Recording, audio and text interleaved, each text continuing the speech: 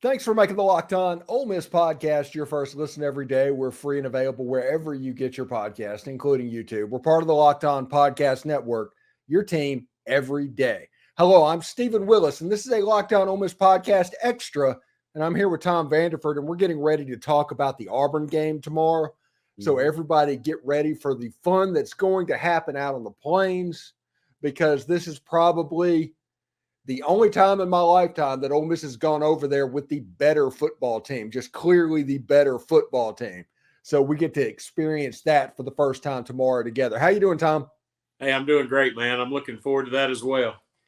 Yeah, it should be a lot of fun. You know, when you think of this Auburn football game, now Ole Miss doesn't play them again for 24 months, which means if Ole Miss wins this game, I'm probably going to be obnoxious to Auburn fans for 2 years on Twitter.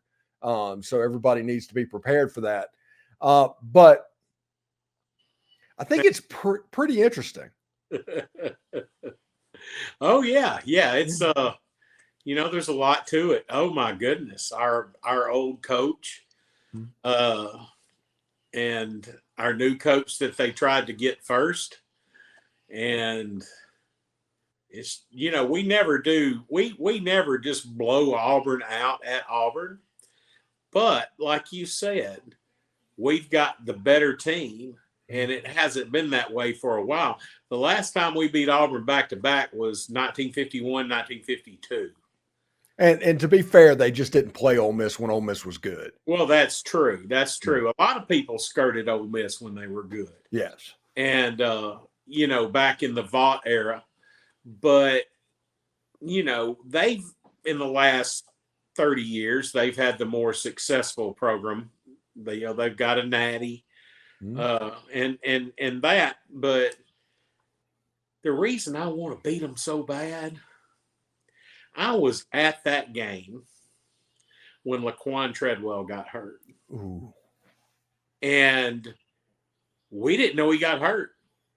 We all started screaming because we thought he had scored. Score. And then to see the garbage in the Auburn Opelika News the next day showing a picture of his injury, and I think it said something like finding a way to win or something. It just, I've had a problem with those folks ever since. But, goodness. Well, gets me irritated. Sorry about that. Yeah, it almost, I'm not going to say they deserve to win this game, but it's about time they win this game. Yes, and decisive. Yeah, it's all the ghosts and everything. Like the Auburn fans are talking about the stadiums going to help them. And I was like, yeah, Jordan-Hare is a tough place to play. It is. But this is a tough place to play if you're evenly matched with the team you're playing against. And I don't think they are this year. I think that, and this is just me, but I think what happens tomorrow night will be a good gauge for what happens in Athens in a few weeks. I think they're going to be up. They were up for Georgia. They played a Georgia that had Brock Bowers. We're not going to have a Georgia that plays Brock Bowers. Of course, they've got tons of 5 stars. I'm sure they got somebody else. But I'm looking forward to that. I want to see the offense that played LSU. And I want to see a really, really, really good defense. I think our defense is improving every game. Suntarian Perkins is coming into his own. Sistrunk's playing well. The D-line's playing well. We've got some good D-back play. I want to see us go to the next level against them. Now, I expect, and I've said this after watching them play LSU, and I may be wrong, but I expect the overwhelming majority of snaps to go to Ashford. I kind of do too. Yeah, I really do. And that's okay. I think we have the team speed and the defense Ashford's not Daniels. That's all I'm going to say. He's a mobile quarterback. He's not as good a passer. And Thorne, God bless his heart. I thought he would do better, but he didn't get Keon Coleman to go to Auburn, so that kind of hurts as well. But no, man, I'm excited. I'm excited. We have the better team, like you said. We have the deeper team. If Hugh Freeze stays at Auburn long enough, he'll correct that by hook or crook. He'll get some players in there. And I'll be honest with you, when he was at Ole Miss, I loved Hugh Freeze. But I'll be honest with you, we got the better coach too. Yeah, we do. I think Lane Kiffin is a far superior coach than Hugh Freeze. Now, if you look at Hugh Freeze's offense, and I brought this up to Zach Blackerby on our crossover on Thursday last night, and what's happening at Auburn this year is real similar to what happened at Ole Miss in 2012. The difference is Bo Wallace was more of an effective quarterback, and Ole Miss had Dante Moncrief. Exactly. That was the difference. You know, and for anybody that remembers, we threw bubble screen after bubble screen after bubble screen after bubble screen. We did anything we could to get 2 or 3 yards here and 2 or 3 yards there. But he had a wonderful receiver, and he could throw the deep ball well, and we were very fortunate. I don't think that Thorne has shown this year that he is that type of quarterback. No, yeah, I'm not anticipating a feed Moncrief type game to happen in Alabama or at Auburn. I hope that our defense does this. This is what gives me hope for our defense to have a good game. LSU's defense looked all world against Auburn. And I think we've got a better defense than LSU.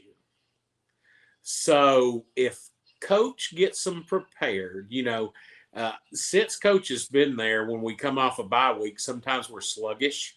If Coach has got them prepared, they come out firing on all cylinders, Auburn can't touch us. You know what? You have a situation where if Ole Miss is just 80% of their best, Auburn can't beat them. And you know who's going to do his best to have a wonderful game against Auburn? Oh, Quinshon Judkins. Yeah, running back from the road, right down the street, man. 55 miles away.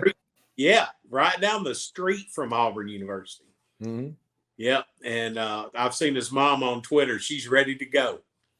Yeah, the funny thing is everybody's like, they asked Quinshon about it in a press conference this week, and he's like, oh, yeah, I'm not trying to prove anything to Auburn or whatever.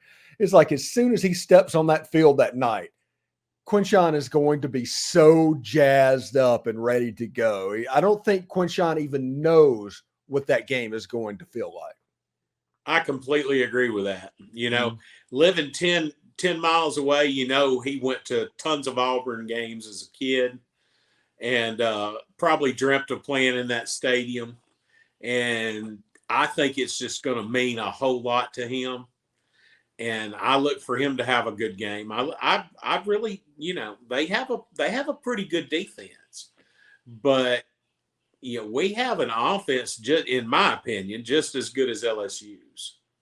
Yeah, and if they do what they're supposed to do offensively, and play smart, I think they'll be all right. There was a tweet by Dayton Wade this week of just they put up a screen in the background, and I guess it was like meetings or something like that. It said, pack your defense and pack your run game. Yep. And I mean, honestly, Ole Miss ran for 450 yards against Auburn last year. It's not surprising that Lane Kiffin is going to try and run the football this weekend. Right. So it's interesting. What score prediction do you have for this game? Ooh, goodness Lord. Well, I had a prediction earlier, but since we've talked, and I am on Twitter as Ole Miss Homer, I'm going to go with Ole Miss 35, Auburn 17. Okay. That's a nice, easy cover. Should be a good game. How you catching the game? You watching on TV?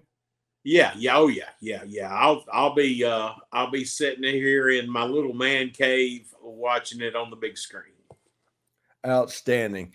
Well, enjoy it. And thanks everybody for making the Locked On Ole Miss podcast your first listen every day. We're free and available wherever you get your podcast, including YouTube.